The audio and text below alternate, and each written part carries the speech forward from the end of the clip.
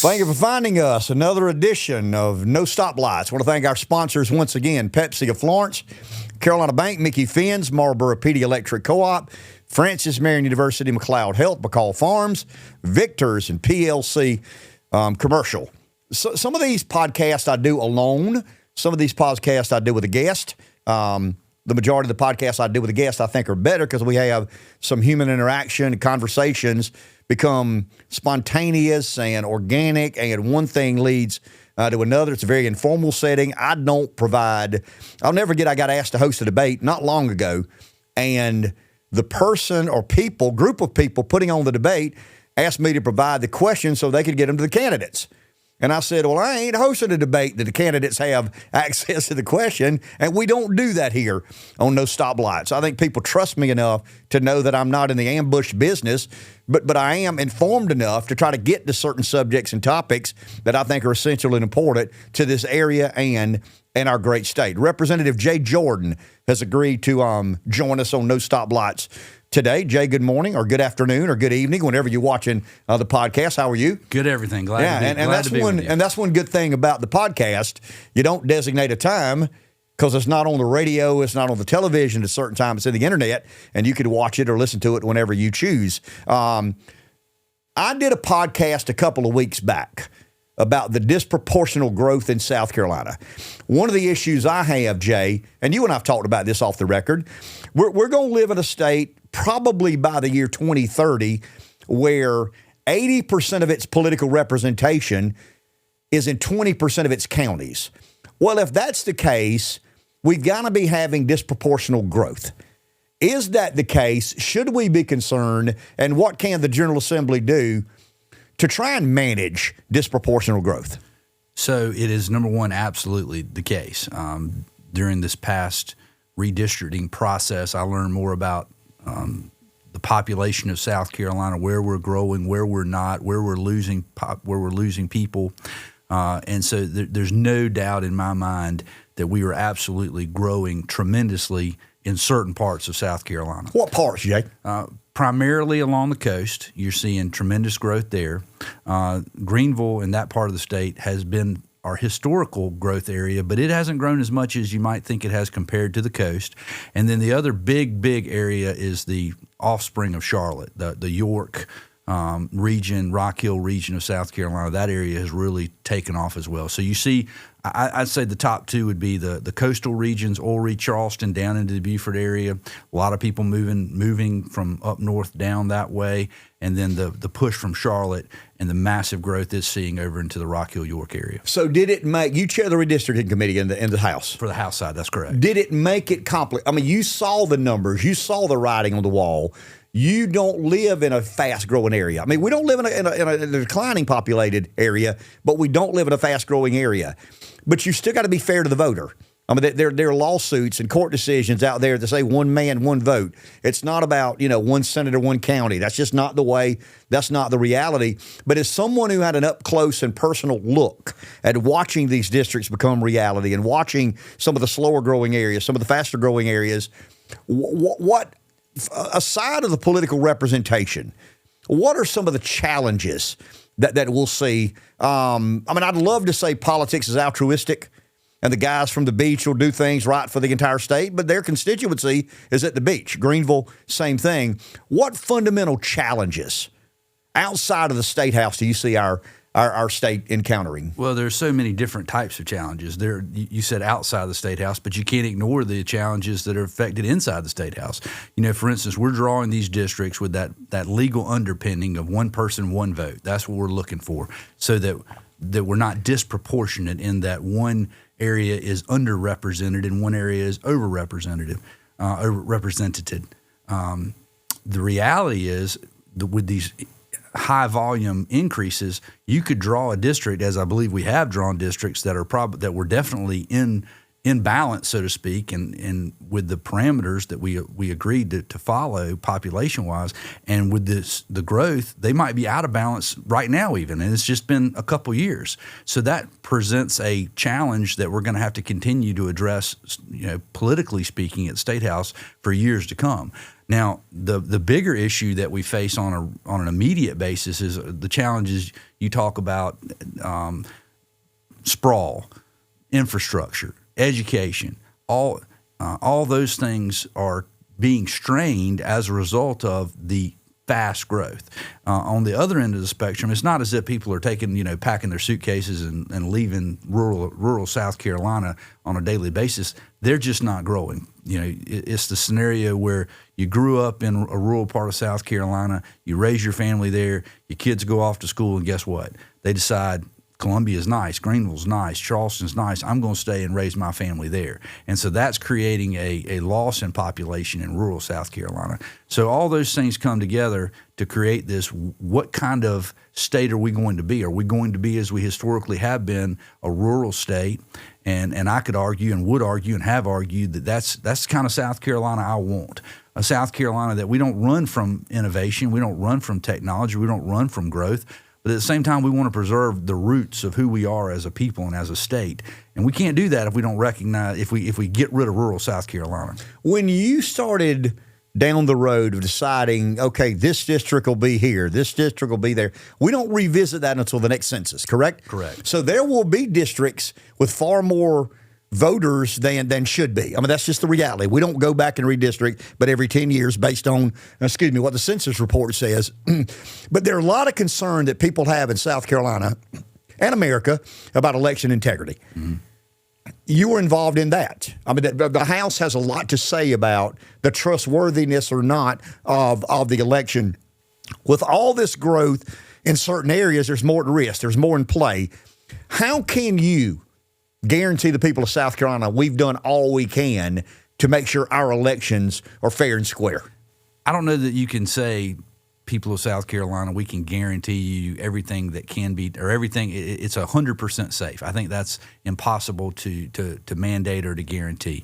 I think the best you can do is look the constituents, look the people in the eye and say, we continue to address this. It's such an important topic. It's not something that we take up every 10 years like we redraw lines, but we continuously on a yearly or annual basis look at what's working, what's not, where can we solve problems, where can we get better, where can we get efficient. I give Senator Tim Scott a lot of credit.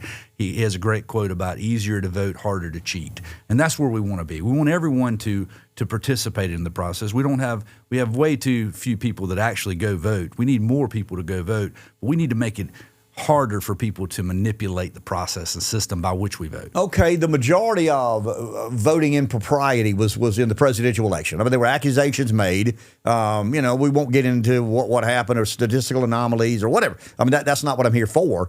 But there's not a lot of reason to come to South Carolina if you are an activist. Some of the swing states, South Carolina's not a swing state, but there are districts. I'm thinking of the Charleston district, the House seat, and I'm talking about U.S. Congress. The Nancy Mace seat is what I'll call it. Joe Cunningham recently held that seat. But it's not your job to be a partisan.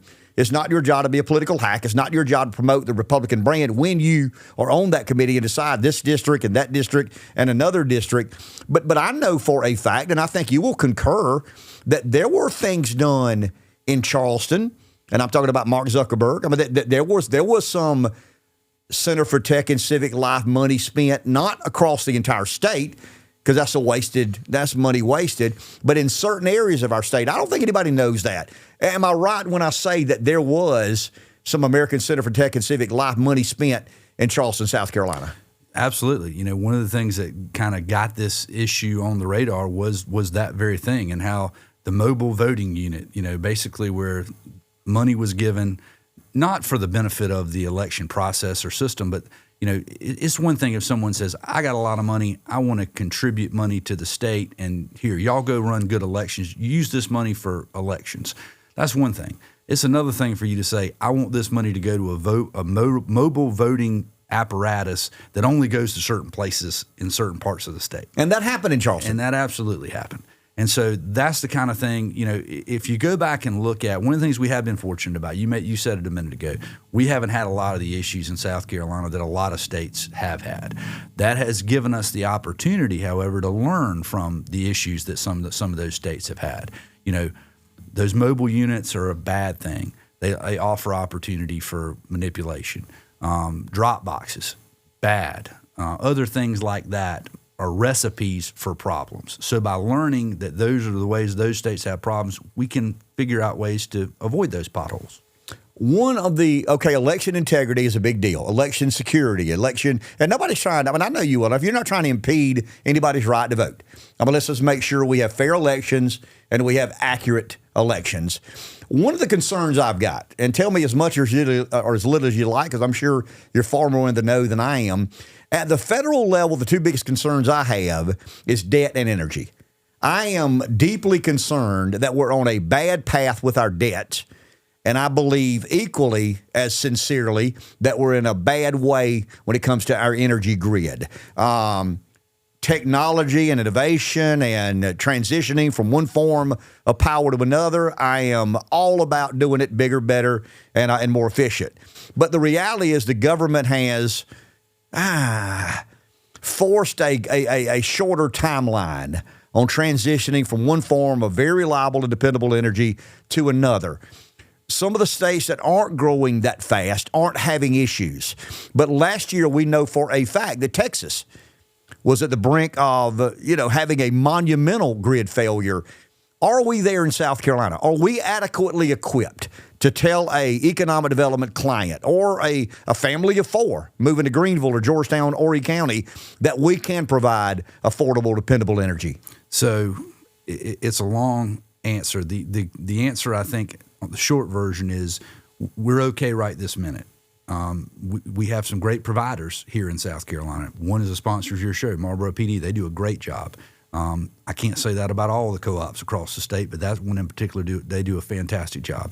But with those two things that you described, number one, the federal government changing the rules, so to speak, and then a significant growth sustained in the state, you have the federal government on the one hand saying we're going to shrink the number of ways and the ability you have to provide power, and then on the other hand, we got a greater need than we've ever had. Those two things don't mix very well, as you might imagine. So I think the bad news is it's a problem on the horizon, of the very near horizon. The good news is we have a lot of partners we can work with and a lot of good people that recognize we're not running from the problem. A lot of states have run from the problem. We're not running from the problem. We're addressing it. It really is akin to infrastructure. It is at the heart of infrastructure. And so by recognizing the government's going to have to play a role in this process and working with these providers and making sure that we have the necessary capabilities for the continued growth, because, oh, by the way, as you said, we're going to continue to address the redistricting every 10 years. Growth is not going away in South Carolina. The news is out. South Carolina is a great place to live, work, raise a family, and more people are going to continue to leave up north and come to the South because of those things. So we're only going to grow. So we're going to have to continue to recognize this energy shortfall that's coming and address it. So is there a short-term solution and a long-term solution? You said on the near horizon. I know that to be true. I know that if we had a really, really, really bad and cold winter, it would stress our assets. It really and truly would. It would. We could find ourselves in a similar position than Texas. Not your fault, not my fault. I'm not here to blame anybody. We know what happened in Cross, and we know there was monumental failure there, and we dug a hole, and we got to figure out a way to get out of it. You can't plow a straight road looking behind you is what I always try to say. But, Jay, are there discussions in Columbia pertaining to energy that you believe give us short-term and long-term solutions? I have optimism for those reasons. I believe there are discussions. So part of those discussions are with those providers that we're saying, we don't want to make your life harder because we recognize you have a difficult job ahead. How can we help in this issue? And so there is ongoing open dialogue that I think is beneficial to long and short range solutions. What is the obligation of the General Assembly? You guys aren't in the power generating business. No, but again, this, as I said a second ago, this is infrastructure. You can't have, what are the things that you look for government to provide? You want safety, you want roads, you want clean water, you want public education. You can't do much of that if the lights don't come on. You can't do any of that if the lights don't come on, really. So making sure that we're assisting in the process is a key ingredient so that we can have a solution to this problem. Okay, I read a lot about these modular or portable or smaller nuclear reactors. Is that something that has been considered, and is it going to be considered? So if I was handicapping all the different types of possible solutions, I would bet heavy on that particular solution. That is something that has the ability for us to adapt more easily as our population grows. And go back to where we started this conversation. We're not growing uniformly across the state. We're going to have to regionalize this process because that's how we're growing. We can't build, it makes no sense for us to solve this problem and create a solution that's the same for the rural PD part of South Carolina and the same for the area around Charleston. Those two areas are incredibly different, and so they need different forms of solutions. Is there compatibility with the power providers? Are there ongoing discussions? You say it's infrastructure. I'll agree with you, but it's private companies you're dealing with. One of the struggles that somebody like you or I would have, being a small government conservative, is in the economic development recruitment process, very often taxpayer dollars are put on the table. I mean, they just are. I kind of equate it to college football. I would rather not have to pay that kid X number of dollars to come play football. You can do this now with NIL and transfer portals. I mean, I would rather the kid come because he loves the university, loves the football program, loves our state, had a girlfriend there, whatever. But the reality is money drives a lot of this. So when the Gamecocks or Tigers or Chanticleers compete with Alabama or Florida or Georgia for a blue chipper football player, they have to make a financial investment, or they have no chance at being competitive in that situation. So is the General Assembly willing to partner with power providers? I mean, obviously, you guys kind of sort of own Santi Cooper. Is Santi Cooper healthier today than it was? And what can you do aiding and assisting Santi and the co-ops in regards to is it going to be easier to help the co-ops in Santi Cooper than it would some of the other private power providers? So there's no doubt there's been difficult days leading up to where we sit today. But I do have a sense of optimism. How do you sell that to the public, Jay? I mean, when Santi was involved in such a crap storm, I'll be polite here, it's podcasting, but I don't want to lose my Baptist audience. I mean, if they were, and I'm not saying they were the major contributor, but they were a part of a monumental deal going south. How does the General Assembly help Santi clean that up? Well, I think you have to recognize the issues that were there. I think a big part of why there's been lack of clarity about the future in this discussion is because up until really last year, there was uncertainty. Would the state sell Santi Cooper? What was your opinion of that? How did you feel about that? Was there ever a time you considered that Santi Cooper may need to go private? Oh, absolutely. It was absolutely a very serious discussion. My opinion on it was this: if we could find a ready, willing, capable buyer that would pay significant value, then I think we should have sold it. The reality was twofold. Number one, the votes weren't there to sell it. And as you said, as a state-owned entity, it was going to have to get a majority of votes in the House and the Senate and the governor go along with it in order for it to come to fruition. That wasn't going to come to be.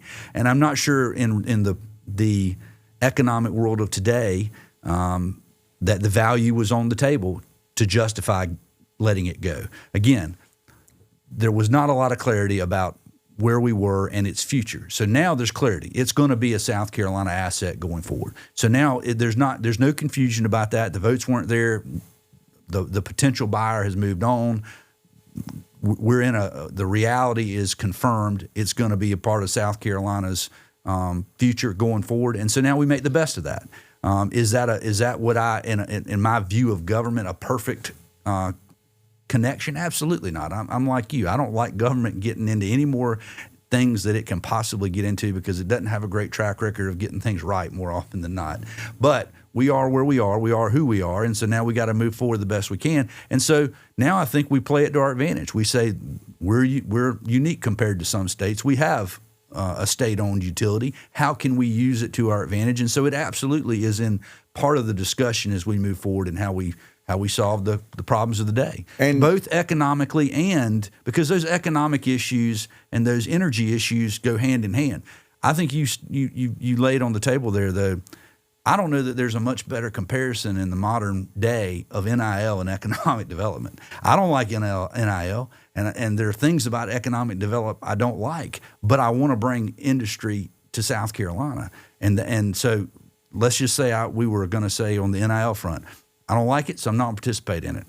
Carolina, Clemson, you won't win many games with that mindset and attitude.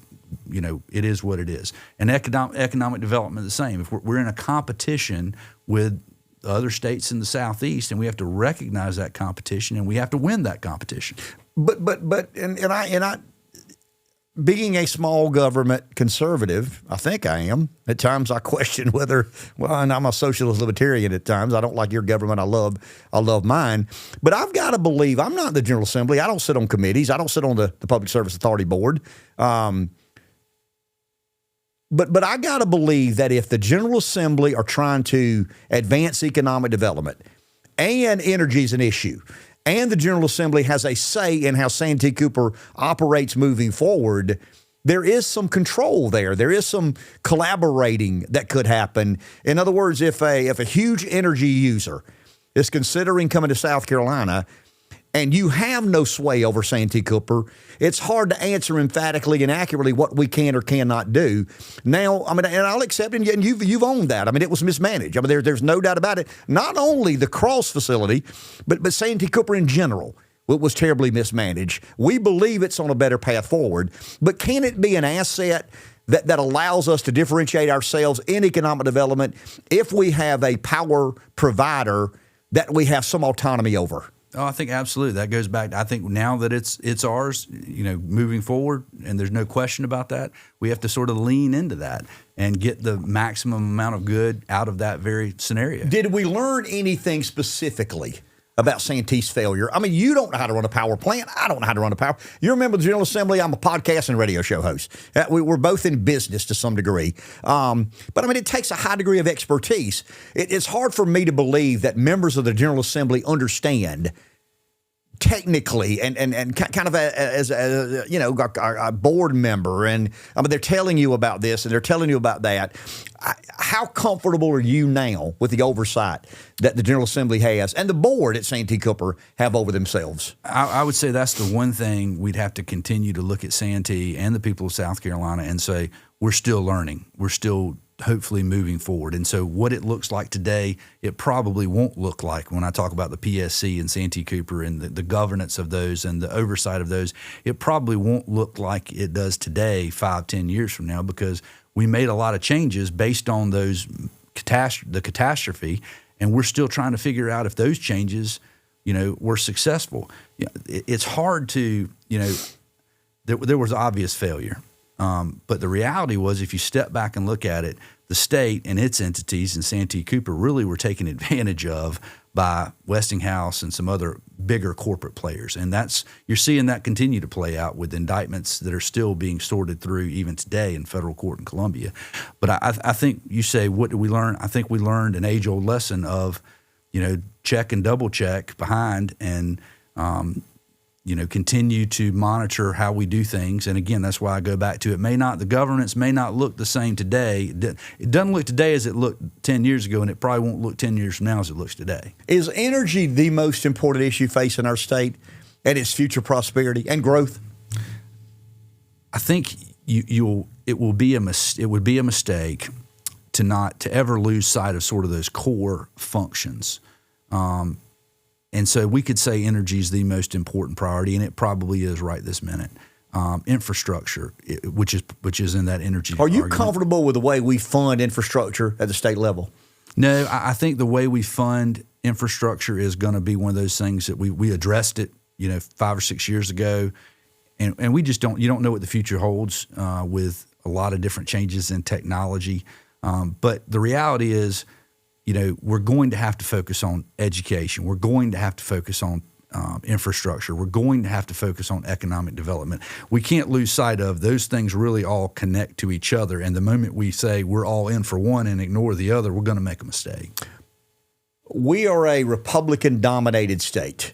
You guys can pretty much set an agenda, and whether the Democrats go along or not, I mean, you can get your way. You guys go to session in about a month from now, somewhere thereabout. What does Jay Jordan look at as the state's priorities when you get back to Columbia for the next session?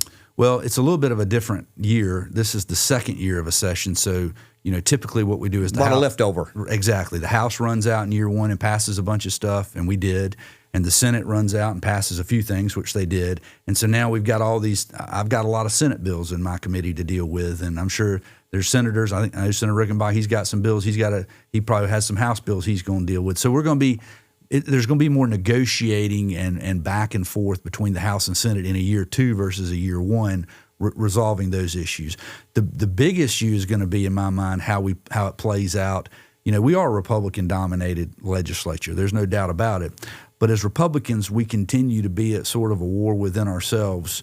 Who's too conservative? Who's too liberal? Who's a rhino? Who's a nut? And we've got to find a more effective, better way to work together, because in the reality, we agree on more than we disagree on. I'm talking about the Republican Party now.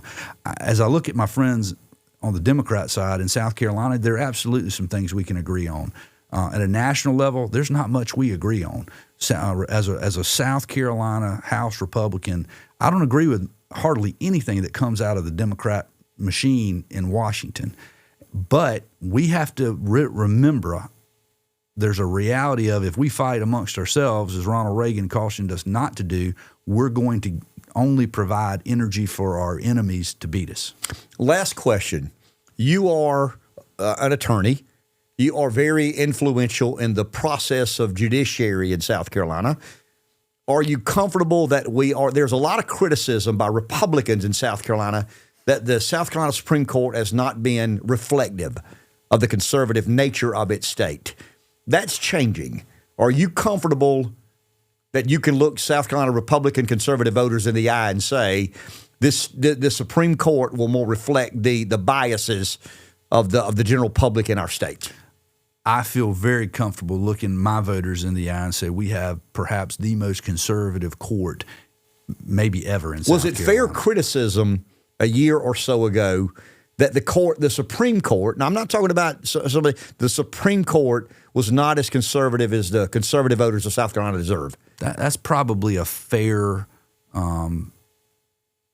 reflection on nothing personal, and nothing says nothing as to the character of the individual Sure. serving in those roles. But there's a reality there that the philosophy on the court or underlying the court probably didn't reflect the majority of South Carolina. Does that make it more advantageous for conservative policies to advance in our state? Well, it certainly makes it something that, so in South Carolina, the judges are elected through the General Assembly. And so that issue falls on our plate. It falls in our hands.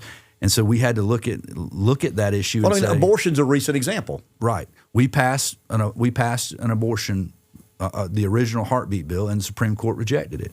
And that gave questions twofold. Number one, all right, what do we need to address within the legislation to lock it down? But two, why do we have a South Carolina court that's rejecting a pro-life piece of legislation? That was you might have expected that. In fact, you would have expected that historically at times from the U.S. Supreme Court, but not from the state Supreme Court. And I think that's just an example of your point, which is we probably had a court that didn't quite reflect the philosophy of the overall citizens of South Carolina. What do you look for in a judge when given the opportunity to approve or not someone to administer law? I mean, when you think about it, it's the most important thing government does. I mean, we're talking about energy and infrastructure and growth and slow growth, and we're talking about taxes and debt. But at the end of the day, applying justice equally and fairly under the charge of government is the most important thing government does. What do you look for in someone, man or woman, when they're up to be nominated for a judgeship? Well, number one, I agree with you. It is the most important thing government does. The bad news is it's probably the hardest thing government does. It's hard to get justice right. Perhaps it shouldn't be. And we have a system. People ask me all the time as a lawyer, in our system, does it let a guilty go free or an innocent? Which does it default to? And I'd say that's easy. It defaults toward letting the guilty go free, 12 to 1 basically over putting the innocent man in prison. But as to me specifically, I look for competence. I look for someone who is been successful in their field, in the law, who I can look to and say, yes, that person has excelled in the law. They're competent. They're capable. I can see that through how they've practiced law. I look for character. I look for someone who, most people would tell you, you can trust that individual. If they tell you something, you can take it to the bank. And then lastly, I think the one that gets sort of undersold a little bit, because I do believe in law and order, but I look for compassion. All among us make mistakes. All among us slip and fall. I practiced law for 17 years now or so, and I've dealt with some truly a handful of people I would consider evil people. They are truly terrible people. But more often than not, I see a scenario where people make mistakes. People get themselves in bad situations by making bad choices, which are usually their own fault, more often than not, 99% of the time. But we shouldn't throw them away. We should offer them a hope and a path forward to come back and participate in society. There is no perfect judge because there is no perfect administration of justice, but those are just a few of the ingredients I look at. You've led me to believe, I'll divulge a private conversation or two that you and I have had. Got about a few minutes here. You've led me to believe that at times you really like politics, at times you really don't like politics. Explain that. I like the things about politics. Politics has put in my life a lot of relationships, present company. And you get to know people and you get close to people. You get to work shoulder to shoulder. As we get older in life, you're a sports guy. I love sports. I love team, and we really don't have a whole lot of that in life, especially in the modern. We spend all our times on email and phones and things like that. Politics is a mechanism for me to grab hold of what I think is a good cause, doing something good for the people of Florence and the people of South Carolina, and especially in the House, because you can't do it by yourself in a body of 124, but rallying around an idea with a group of people that you'd say, these are my teammates, and making it better, moving the ball forward. What about the mornings you wake up and say, what the hell am I doing in this mess? My wife and I, we go back and forth a lot, and she will not want me saying this, but she was joking one night when I was texting, I'll be home late tonight. And she said, I hope it was worth missing your upbringing of your children for this. And she was not being serious. I hope not. And I do try and get back home and come back home a lot, but you miss the time at home. You spend a lot of time riding up and down the road. There's a lot of times I remember walking in the door with a phone on my ear coming in, and family sitting around, we ready to eat supper, and they're looking at you like, can you at least put it down? Can you put it down, please? So that, it's a give and take. There's been a lot of things that I can point to and say I'm proud that I got to be a part of, and I will look back on that. But you miss some things too along the way that you would have gotten to do probably had you not been in Columbia. Well said, well explained. Appreciate your time. Always. Thank you. Thank you.